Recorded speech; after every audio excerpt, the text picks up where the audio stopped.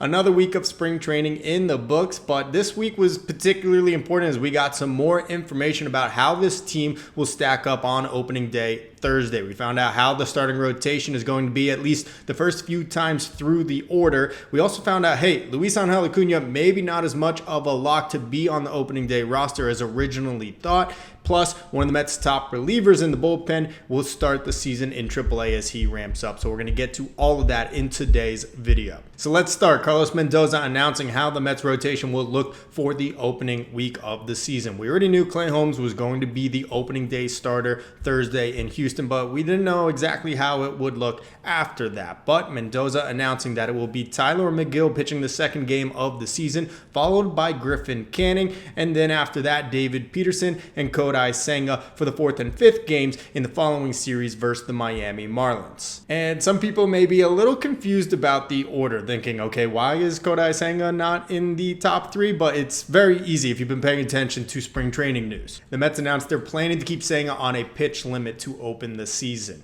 This is coming off 2024 when he only made one regular season start before a handful of short appearances in the postseason. Now here in spring, the most amount of pitches he's thrown in any outing is 58. So the team has said they're hoping to get him in at around 75 pitches for the first few turns through the rotation this year, and then eventually bump him up to a regular 95 to 100 pitches after that. So in my opinion, this is kind of going to be a battle between Griffin Canning and Tylor Megill to secure that last spot in the rotation when Manaea ultimately does come back. Alternatively, there is an option where the Mets could do something to benefit Kodai Senga, and that's going to a six-man rotation.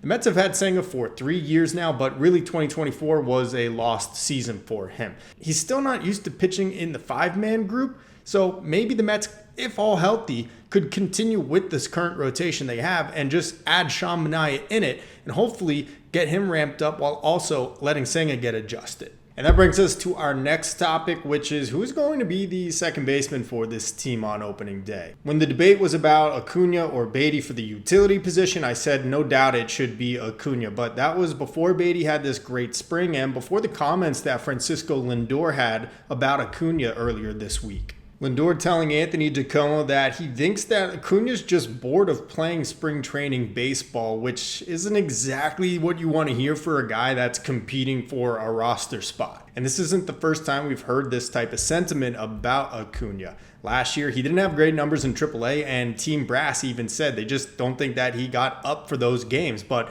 in the MLB, he kind of turned the switch on. And then we get the report from Joel Sherman that the Mets are reportedly looking to add a right-handed infielder, which tells me that the Mets may have soured on Acuna and don't believe in him as an everyday player right now. And then to only complicate things further, Alexander Canario hits 2 home runs today, including a grand slam to cap a tremendous spring for the former top prospect. But I'm going to die on this hill. I don't care what you say.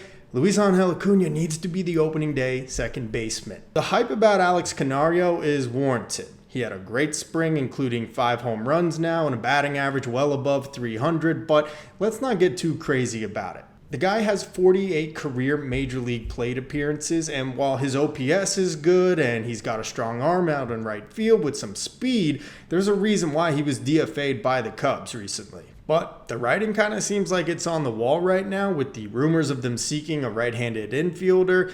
It sounds like they're going to probably put Acuna down in AAA and give Canario his shot in the bigs, at least for the short-term future.